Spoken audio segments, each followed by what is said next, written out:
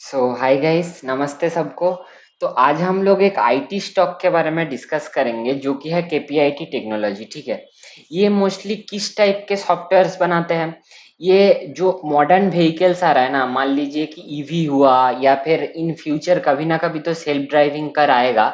But उसके पहले काफी स्टेजेस है, मतलब कनेक्टेड व्हीकल हुआ, उसमें different stages of self driving vehicle में अलग अलग टाइप का सॉफ्टवेयर और उसके एक्सेसरीज, मतलब उसके रिलेटेड प्रोडक्ट्स बनाता है। ठीक है। अभी मैं अगर आपको बताऊं कि इस सेक्टर में, आईटी सेक्टर में जितने भी कंपनीज है, आप जाके स्क्रीनर में या कहीं पे भी चेक कर लो, केपीआईटी जैसे कॉन्सिस्टेंट इतना अच्छा परफॉर्मेंस आपको नहीं मिलेगा। ठीक है। 16 क्वार्टर लगातार स्टेडी रेवेन्यू ग्रोथ, मतलब एक क्वार्टर भी ऐसा नहीं जहां पे पिछले क्वार्टर से डिप मारा है, समझ रहे हो? कितना अच्छा साइन है। और ईबीटा भी 16 क्वार्टर कंसिस्टेंटली परफॉर्म कर रहा है। इसके लिए तो इसको मतलब बढ़ावा देना ही पड़ेगा, राइट? तो अभी आते हैं इस क्वार्टर में स्पेसिफिकली कैसे रिजल्ट किया है। तो मोस्टली आप देख सकते हो कि 23.1% का ग्रोथ है। मोस्टली आपका ये मिडिल वेयर, पावर ट्रेन, ये सब और एशिया में इसका जो जियोग्राफिक एशिया सेगमेंट है उससे इसका काफी अच्छा ग्रोथ दिखा है, क्योंकि एक्चुअली चाइना में रिसेंटली ईवी सेल में काफी अच्छा एक बाउंस बैक दिखने को मिला था। ठीक है। अच्छा, नेट प्रॉफिट का अगर बात करूं तो 52.4% वन टाइम गेन को लेके, वन टाइम गेन को अगर हटा दे तो 42.2%। तो ये वन टाइम गेन का रीजन क्या था कि एक ये लोग अपने एक छोटा सा ब्रांच को सेपरेट करके एक दूसरे कंपनी एक के साथ ज्वाइंट वेंचर बना रहा है, जो मैं बाद में बताऊंगा। बट 52% नेट प्रॉफिट ग्रोथ, जहां पे इसके पियर्स मतलब सिंगल डिजिट या लोअर डबल डिजिट करने में रोता है, तो इसी से पता चलता है कि ये कितना अच्छा कंपनी है। हम लोगों को क्या, देखिए, हम लोगों को हमेशा सेक्टर का जो फास्टेस्ट ग्रोइंग कंपनी है उसको बेट करना है, राइट?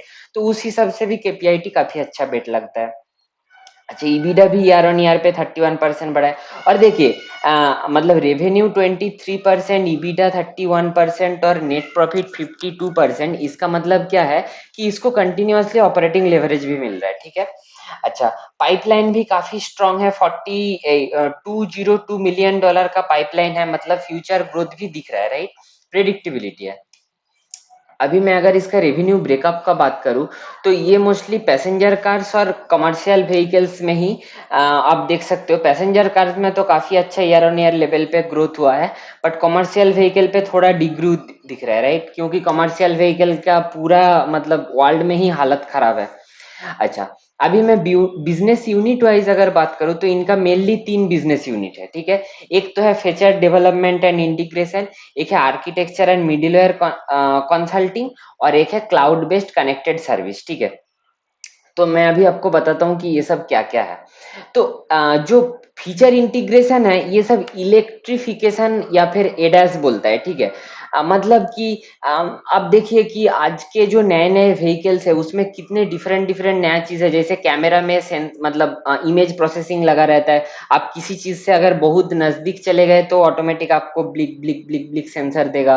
अच्छा, ये लोग क्या करना चाह रहे हैं कि सारे जो जो भी व्हीकल्स है जिसमें भी ये एडास सिस्टम होगा उसको मतलब ड्राइविंग में असिस्टेंट मिलेगा। ठीक है। मतलब आप चला रहे हो, ठीक है, आपको जितना फोर्स लगाना था उतना फोर्स आपको नहीं लगाना है, बहुत स्मूथली होगा क्योंकि आपको वहां पे असिस्टेंट मिल रहा है। अच्छा, लेन असिस्ट आता है, मतलब कि जहाँ पे लेन आप चेंज कर रहे हो या फिर जहाँ पे पार्किंग कर रहे हो, उस सारे चीज में ये सब सेंसर्स वगैरह से इनपुट लेके ये सॉफ्टवेयर एक आउटपुट देता है जहां पे ड्राइवर को चलाने में काफी मदद होता है। Got it? अभी आता है कि मिडिल वेयर।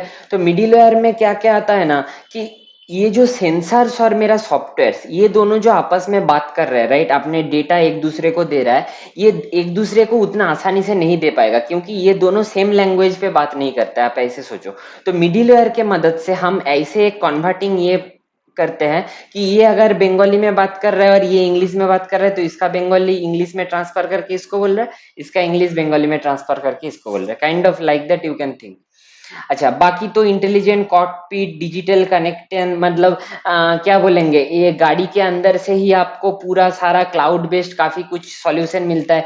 ये लोग मैं कहीं पे देख रहा था, ये लोग अभी एक कंपनी को एक्वायर किया है जहां पे वो लोग गाड़ी के अंदर वीडियो गेम इंस्टॉल करता है। आप सोचो, एक टाइम पे ऐसा था जहां पे शुरू शुरू में गाड़ी में टीवी वगैरह या फिर म्यूजिक सिस्टम आया, फिर अभी क्या बोल रहा है कि गाड़ी के अंदर ही वीडियो गेम होगा, मतलब वो वीडियो गेम का अलग ओएस होगा, मतलब ऑपरेटिंग सिस्टम होगा, वो गाड़ी में इंस्टॉल रहेगा, गाड़ी के साथ ही पूरा कनेक्टेड रहेगा। आप समझ रहे हो? तो ये सब टाइप का काम ये करता है। अभी जियोग्राफी वाइज भी यूएस, यूरोप, एशिया में आप देख सकते हो, मतलब तीनों से आता है। मोस्ट ऑफ द रेवेन्यू इसका यूरोप से ही आता है, ठीक है। और यूएस में तो इस साल में काफी हालत खराब है, बाकी एशिया में काफी स्ट्रांग ग्रोथ है। मैं शुरुआत में भी बोल रहा था ना, 60% ग्रोथ है, ऑल इन ऑल काफी अच्छा है। अच्छा, अभी आते हैं कि इनका जो 202 मिलियन डॉलर का जो डील विन है वो कैसे है। अच्छा, पहले एक और चीज देखिए, इनका जो मतलब इस क्वार्टर का रेवेन्यू है, तो वो लगभग आपका 159 करोड़ का है, 160 करोड़ मान लेते हैं। और इसी क्वार्टर में डील ही विन किया है 202 मिलियन का, मतलब इस क्वार्टर का मेरा जो सेल्स है उसके ऊपर लगभग लगभग 30% ज्यादा मेरा डील विन हुआ है। इससे क्या पता चलता है? फ्यूचर प्रिडिक्टेबिलिटी ऑफ अर्निंग पता चलता है, तो वो एक अच्छा साइन है। बाकी आप देख सकते हो डिफरेंट डिफरेंट लोगों के साथ डिफरेंट डोमेन में हो रहा है। मतलब ये कनेक्टेड व्हीकल डोमेन में किसी यूरोपियन कार मैन्युफैक्चरर के साथ। अच्छा, autonomous connected power train domain, इसमें भी यूरोपियन मैन्युफैक्चरर। अच्छा, मिडिलवेयर और आर्किटेक्चर में एक अमेरिकन मैन्युफैक्चरर के साथ। अच्छा, एशियन एक मैन्युफैक्चरर के साथ भी ये सब देख सकते हो, मतलब अक्रॉस द बोर्ड बड़े बड़े क्लाइंट के साथ नया नया डील साइन हो रहा है, अच्छी साइन है। अच्छा, अभी मैं जो बात कर रहा था ना, तो ये लोग क्या कर रहा है, तो ये लोग अपने एक डिवीजन को खुद से अलग करके जेडेप बोल के एक दूसरे कंपनी के साथ मिलके एक 50-50 जॉइंट वेंचर बना रहा है, ठीक है। तो ये जो वेंचर है इसका नाम दिया है QURIX, कोरेक्स, ठीक है। तो ये कोरेक्स जो है, ये मोस्टली आपका एचडीवी में काम करते हैं। एचडीवी हो गया आपका सॉफ्टवेयर डिफाइंड व्हीकल, ठीक है। तो ये जो देखिए, ये सब जो टेक्नोलॉजी आ रहा है, ठीक है, ये सब पहले नहीं था। तो ये जब एडेप्टेबिलिटी इसका बढ़ेगा, तो ये धीरे धीरे 0 1 2 3 करके 10 तक नहीं जाएगा, 0 to 1, मतलब एक पूरा पैराडिगम शिफ्ट होएगा। तो इसीलिए ये केपीआईटी जिस डोमेन में काम कर रहा है वो डोमेन फ्यूचरिस्टिक डोमेन है, तो इसीलिए वो मुझे अच्छा लगता है। और बाय द वे, ये जो क्योरेक्स है, इसको मतलब इक्लिप्स फाउंडेशन का जो एसडीवी ग्रुप है उसमें ये ज्वाइन, मतलब इसको शामिल किया गया है, ये भी बहुत ही अच्छा साइन है, ठीक है।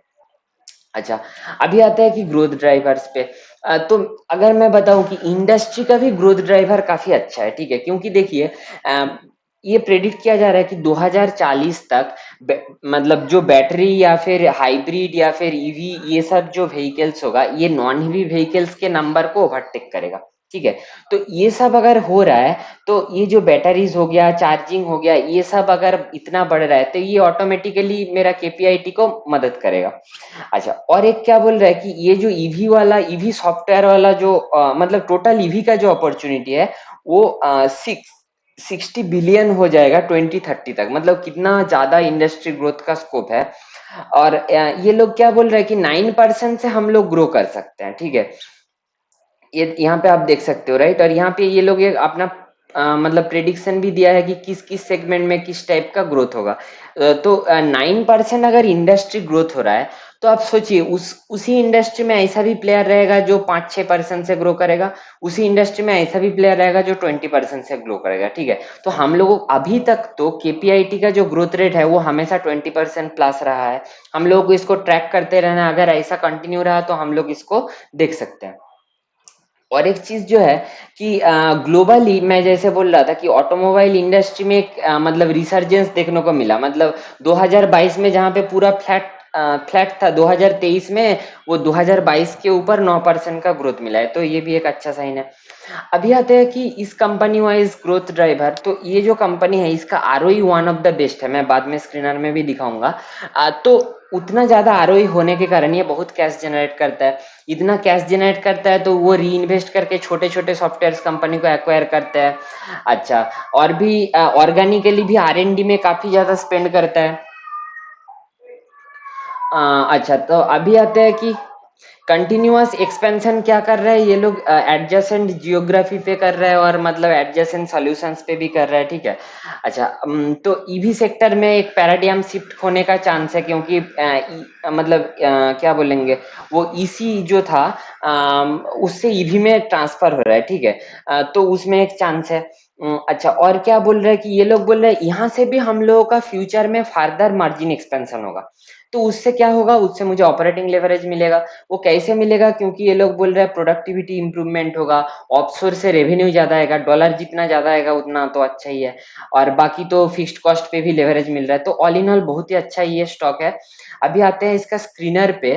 तो मैं अगर आपको दिखाऊं ना, तो पहले तो आप एक चीज देखो कि ये जो कंपनी है 53% ग्रोथ रेट वाला कंपनी 67 के ट्रेलिंग पी में अवेलेबल है।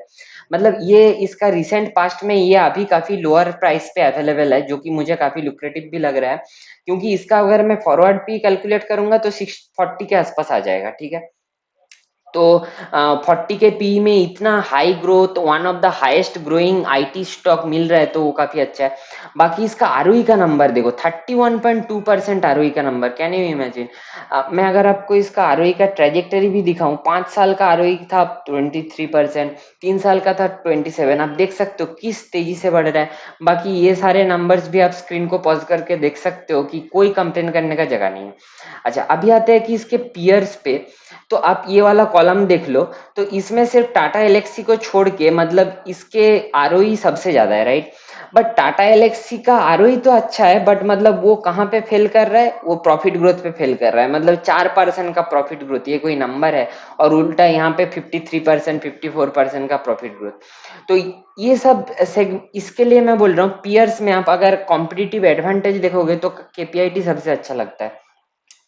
और एक चीज मैं आपको दिखाता हूँ, इसका कैश जनरेशन देखिए। मतलब एक तो बात है कि हर एक क्वार्टर में फ्री कैश फ्लो जनरेट कर रहा है, जनरली आईटी सेक्टर का ये होता है। बट मतलब ये एक्सेप्शनली अच्छा है, इसीलिए इतना अच्छा कर पा रहा है, ठीक है। और भी देखिए कि इसका कैश कन्वर्शन साइकिल, मतलब वही पूरा जो कैश मेरे निकला फिर से कैश वापस आया, इस पूरे साइकिल का ये जितना कम होता है मेरा आरओई उतना अच्छा होता है जनरली। तो उसके वो भी कितना अच्छा है। वर्किंग कैपिटल डेज तो नेगेटिव है, मतलब कोई कंप्लेन का कोई जगह नहीं है।